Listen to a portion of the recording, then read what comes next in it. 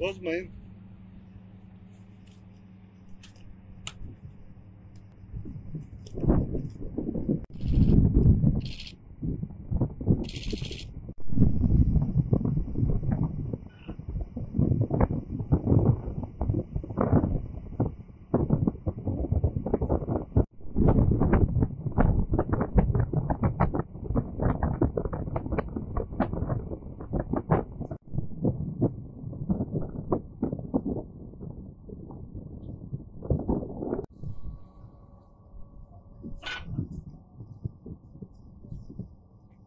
Oluyor.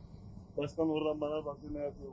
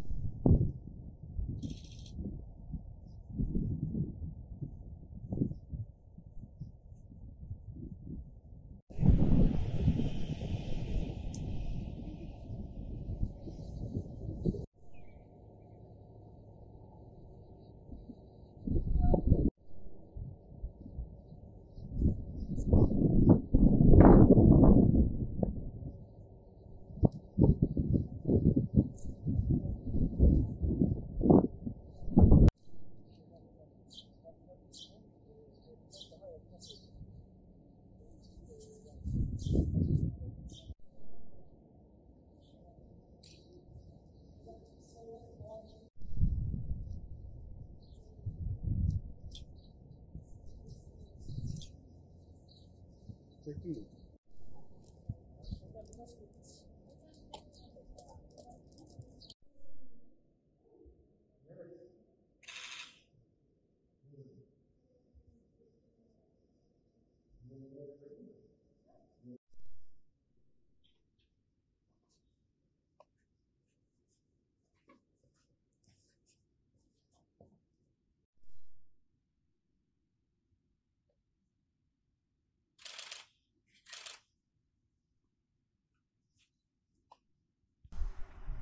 Batman Üniversitesi Rektörümüz Sayın Profesör Doktor İdris Demir hocamızın öğrencilerimize bir jesti oldu. Fakülte ve meslek yüksekokulu birincilerimize.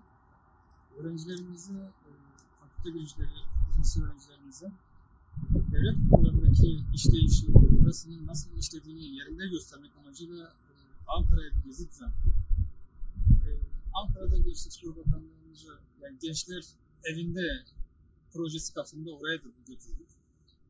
Gençlik Spor Bakanımız Sayın Muharrem Kısapoğlu ile bir araya geldiler, kahvaltı yaptılar. Asbihal ettiler, güzel projelere imza atacaklarına inanıyoruz. Gençlerimizin buradaki ufkunu daha da açacağına inanıyoruz. Ankara'da bakanlığın dışında külliyeyi ziyaret ettik, Millet Camisi'ni ziyaret ettik. 15 Temmuz şehitleri adresini ziyaret ettik. Oradan da Türkiye'nin ülkemizin en büyük kütüphanesi olan Millet Kütüphanesi'ni ziyaret ettik.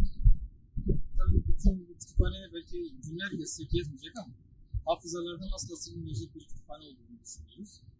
Buradaki programımızın ardından aynı zamanda gençlerimizde bir tarih bilincinin oluşmasını sağlamak amacıyla da öğrencilerimizi buradan Bursa'ya, Osman Gazi, Orhan Gazi türbelerini, akabinde Ulu Camii'yi ziyaretimiz olacak.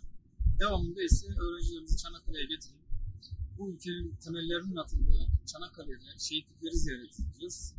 Bu amacımız da öğrencilerimizde bir tarih bilincinin oluşması. Bu sağlık.